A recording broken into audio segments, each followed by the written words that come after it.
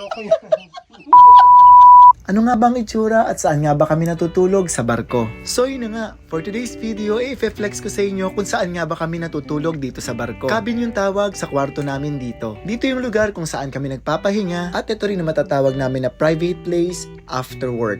Ang kagandahan dito sa barko na sinasakyan ko ay solo cabin. Hindi lahat ng kamarote or cabin sa barko ay solo. So ibig sabihin, iba't ibang klase ng barko, iba't ibang tao din minsan or nationality yung makakasama mo sa kabina. According to sa mga kaibigan kong seaman na nakapagtrabaho na sa cruise ship, minsan 4 sila, minsan naman 3 sa isang kabina. Swerte na nga rin kami kasi dito sa Roro Passenger na sinasakyan ko, talagang solo cabin kami. Parang nasa sariling bahay dahil meron din kami dito ang sariling kwarto. May sariling telepono, radyo, at kung gusto mo manood ng TV, meron din. At kung mahilig kang magtabi ng pagkain or magtabi ng cold drinks, meron din naman kami ditong ref. At ang pinaka-importante, syempre, may sarili kami dapat na banyo. Kaya nga itong kabina ko, ang pinaka-paborito kong place dito sa barko. At syempre, isa na rin doon yung magagawa ko yung mga bagay na gusto ko.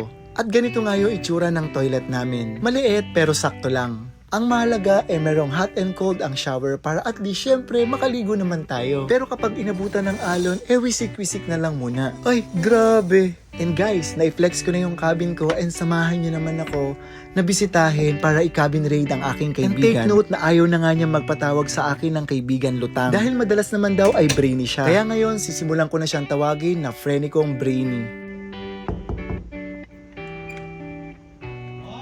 Uy! San ka? Yes, sir, ako. Bakit? Bilisan mo. Ang gagawa mo? O sige, hintayin kita. Bagal eh. Ang ganda nito oh. What's this?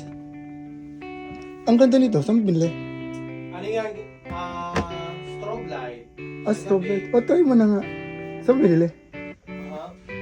Ang ganda ng bedsheet mo. Siyempre, binili ko yan sa UK. I-flex mo naman. Lah, ano yun? Ano yun? Ano ba yan? Laro ka, Day! Laro ka! Pasaway ka! Hindi akin to. Ayoko yan. Hindi akin to.